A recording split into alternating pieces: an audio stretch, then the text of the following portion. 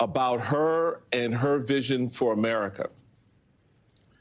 Well, good morning. Thank you all for having me. Look, I think that these themes perfectly encapsulate the vice president's vision for the country. For the people, is going to talk about who we're fighting for. The vice president says this all the time. It's very important that the people understand that they are at the center of all of this. The reason that she pushes these policies to lower costs are because of the people. We have to also talk about the future and a different way of doing things with common sense approaches with stability. And that's what Vice President Harris is going to bring to the ticket, and continue to make sure that we protect and fight for our freedoms, which is a stark contrast between Donald Trump and J.D. Vance and their Extreme Project 2025 agenda. And I think throughout the convention, you're going to hear stories that talk about the vice president's record of fighting and delivering for the American people as a prosecutor, attorney general, a senator, and the vice president. And I think that those things perfectly encapsulate that. And Quentin, some of that work will happen at the convention, some of it, of course, happening with paid media. I want to take a listen to one of the radio spots that the campaign has out, largely biographical about the vice president. Standing up for everyday Americans is at the very foundation of who Kamala Harris is. Raised in a middle-class home by a working mother who instilled in her a passion for justice and equality. That's why when Kamala Harris became district attorney, she stood up for our kids, keeping them safe by prosecuting sex offenders. She also pioneered a program to give nonviolent drug offenders a second chance. As president, Kamala Harris will continue the fight for everyday Americans. You talk to any of the pollsters, you talk to people who are doing focus groups, the big thing you hear, you know this, is I like her, I want to hear more, right? They still have gaps in their understanding of who Vice President Harris is. How much of that is biographical? How much of that is filling in the policy gaps about what a Harris administration would actually look like? It is both, but as I mentioned in my first answer, I think that it's very important that people understand why the vice president is pushing for these policies.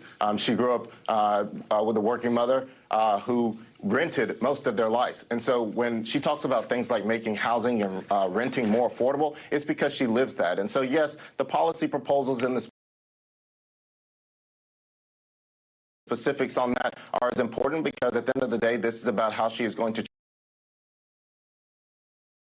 change the lives for everyday Americans. But as we are introducing her, it is incredibly important that we make sure that people understand where those values come from and why those values are invested. And so our campaign has aggressively started spending to make sure that we are defining the vice president early,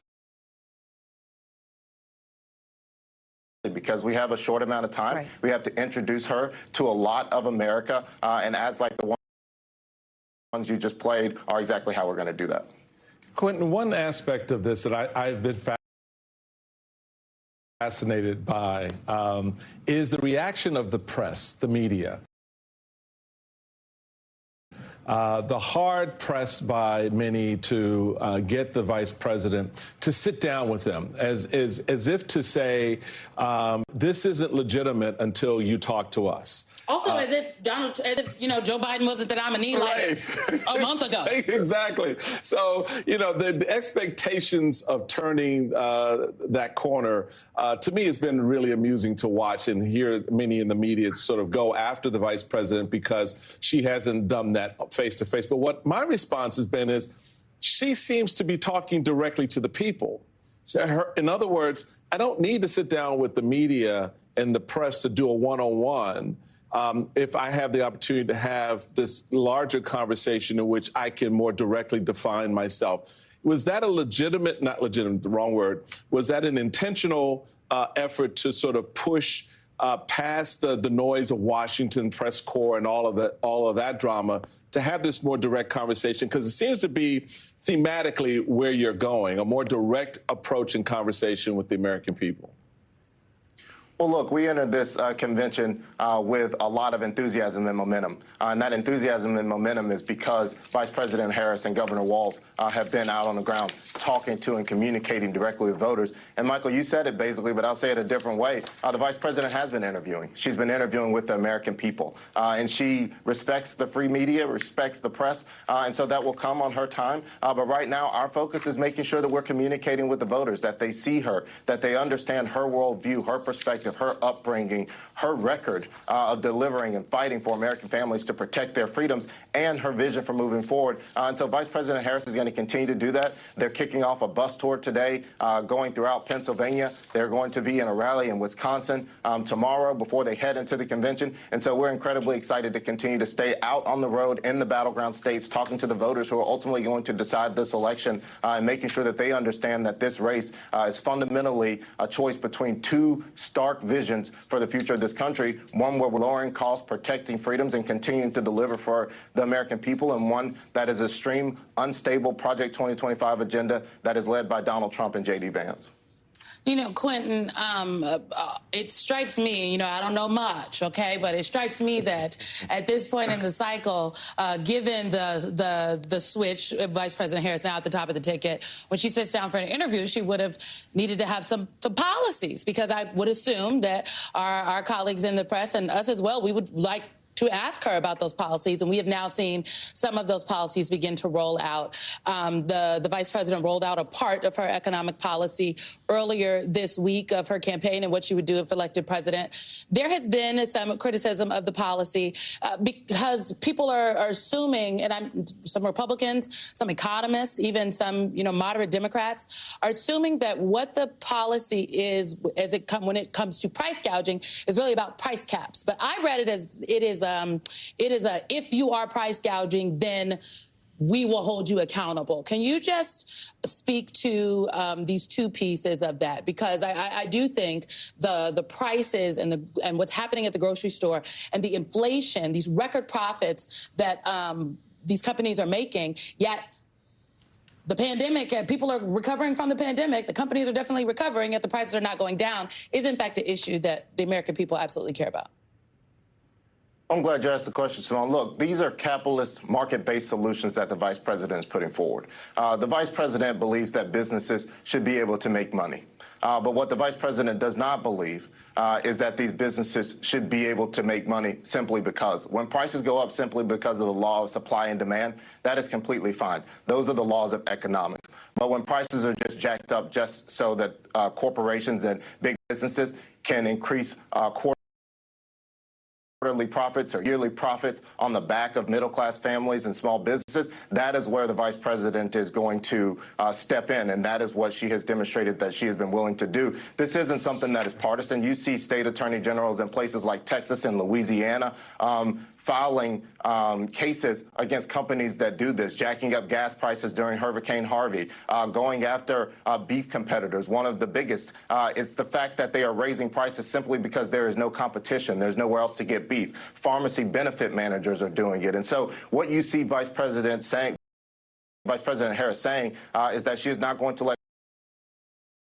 corporations just raise prices simply because. If prices go up because of the law on supply and demand, then we will deal with that. But companies just raising prices simply because they can do it is not something that Vice President Harris is going to stand for. And I think she's laid out a very clear agenda proposal to do it. And so the demagoguing that's coming from Republicans know that this isn't about fixed prices. In fact, I think that there is reason to believe that Vice President Harris is going to work across the aisle in a bipartisan fashion to make sure, and this is something that we know polls extremely well, something that the voters have been asking for, and this is a common sense solution to deliver that. And so Donald Trump and Republicans should stop playing games and come to the table and work with Vice President Harris to make sure that we're doing the right thing for the people, not just trying to win a political campaign. Quentin, real quick, you talked about the bus tour through Pennsylvania.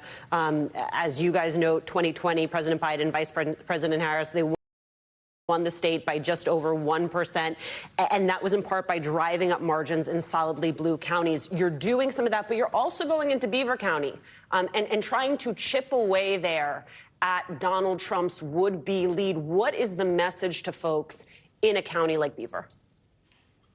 That this campaign is inclusive, that Vice President Harris and Governor Walz's administration will be inclusive, and that they're fighting for all Americans, regardless of if your county votes red or if your county votes blue. You all know that this is my whole ethos. I bring this from me coming from a rural county myself, a small town in Georgia. It's the strategy that I implemented for Senator Warnock, and I think that it is something that we have to do. In order for Democrats to win places, they have to go there. We have to show up. We have to talk to people, and we have a vision for this country That includes people that live in these rural communities, in these small towns, and we have to go and communicate that. When we don't, we just cede the argument to the Republicans and their extreme agenda, and that is what these voters believe. And so we're going directly at that, and we're going to continue to talk to these voters and voters all across the country, no matter where you live, red states, blue states, rural counties, urban counties or not, suburbs as well, because that's how you run a campaign, and that's the work that the Vice President and Governor Walz are going to continue to do. And to add to the urgency, it might be 79 days until Election Day, but it is only 29 days until early voting begins in the state of Pennsylvania.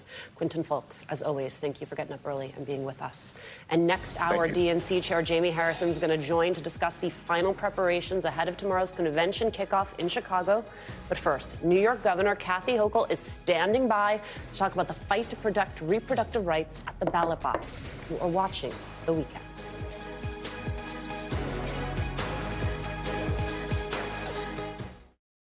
Here's to getting better with age. Here's to beating these two every Thursday. Help fuel today with Boost High Protein. Complete nutrition you need and the flavor you love. So here's to now. Now available Boost Max. You've got your Sunday obsession, and we got you. Now with Verizon, get NFL Sunday Ticket from YouTube TV on us. And a great deal on Galaxy Z Fold 6 for a total value of $1,250. Only on Verizon. See you Sunday. Higher shipping rates may be the cost of doing business, but at what cost? Turn shipping to your advantage with low-cost ground shipping from the United States Postal Service. 20 seconds a week to lose 20% of your weight in a year with diet and exercise. That's the power of GLP-1s through Ro. Connect with the provider today at ro.co/20. HomeAglow just cleaned my entire house for $19. Seriously, $19. They showed up right on time and did my dishes, my laundry, they even cleaned my windows. You just pick a date, pick a cleaner, and enjoy a spotless house for $19. I love using HomeAglow, and I think you will too. I can feel the winds of change. OCD is more than what you see on TV and in the movies. It comes with unrelenting, intrusive images, thoughts, and urges. If you have OCD and need help, you can get better with specialized treatment. Go to nocd.com to learn more. I knew it. I thought something is different about my man. It's Blue Chew. Blue Chew. Blue Chew? Blue Chew. Blue Chew. Blue Chew. Blue Chew. Blue Chew. You've done it again.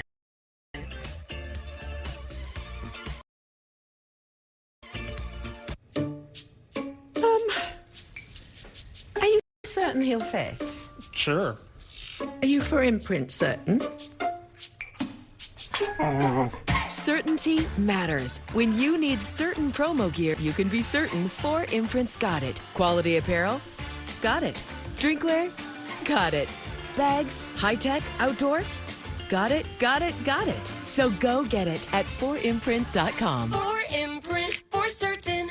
With Chime, I have access to more fee-free ATMs than the top 3 national banks combined. That's over 50,000 fee-free ATMs. And I can add cash at over 8,000 Walgreens with no fee. That's why I Chime. Join Chime, the #1 most loved banking app. The best feeling is when we take off our bras. It's not true. So you take off your bra, but then you feel the weight. What's the solution? Honey Love bras are the most comfortable bras I've ever worn. No underwire, so there's never any digging into your skin. There is some boning on the sides, which make it super comfortable and supportive. And one of my favorite parts, no back fat. Never. The back straps are so wide and so seamless. I could work out